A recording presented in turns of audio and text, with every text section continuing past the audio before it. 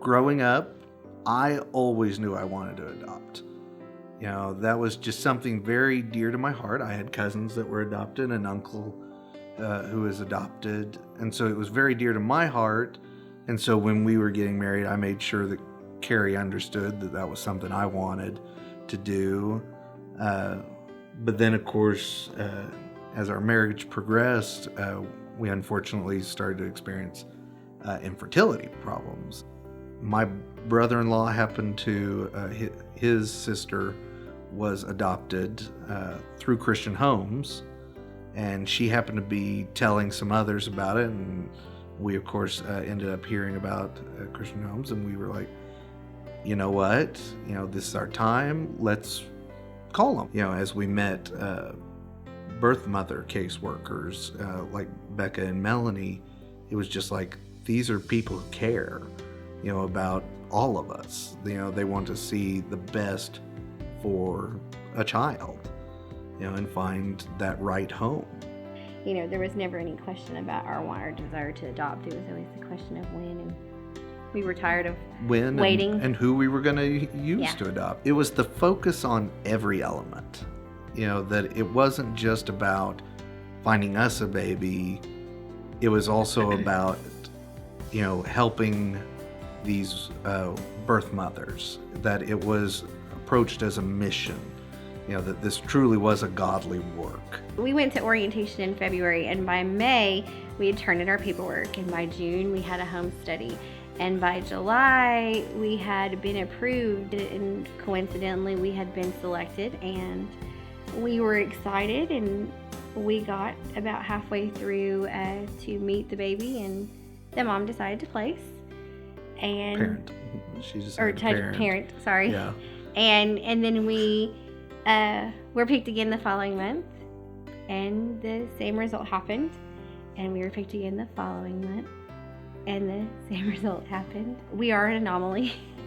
We know that not everybody's going to have 3 failed placements, and it's just but it is part of the journey. Well, and in each one of those failures, Christian Homes, the ladies that were working with us, they took it as an opportunity to work harder. We have people here who are vested, like we said, in us, in the children that are placed in their care, and as well as the birth mothers and birth parents who go through this. It became, not about,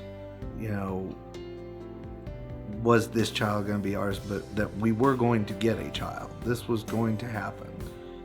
At some moment, they were going to call and going to say, okay, we've got a child for you, and then that child was going to come home. When they called and they let us know that she was actually here, we're like, oh,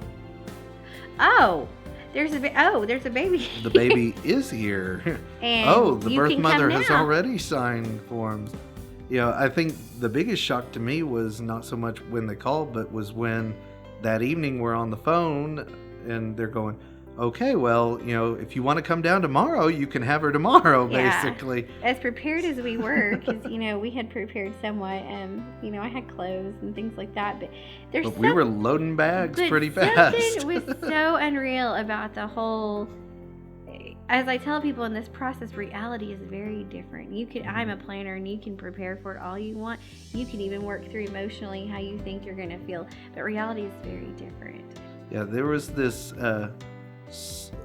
excitement that you didn't want to just let out. You want to almost scream to the world, but then, you're also kind of holding back going, okay, is this going to really happen? Every struggle has been worth it in the end, and I mean, we're not even at the end yet. So, but I would scream to high heaven, adoption, if your heart is set for adoption, if you truly believe that you can bring a child that didn't come from you to your home, do it. It isn't an easy road, but it is a blessed road. And, if it's something your heart desires, then there's no reason that you shouldn't do it. Nothing's too scary about it to not go through with it. Because if you can handle all the other stuff, this is easy.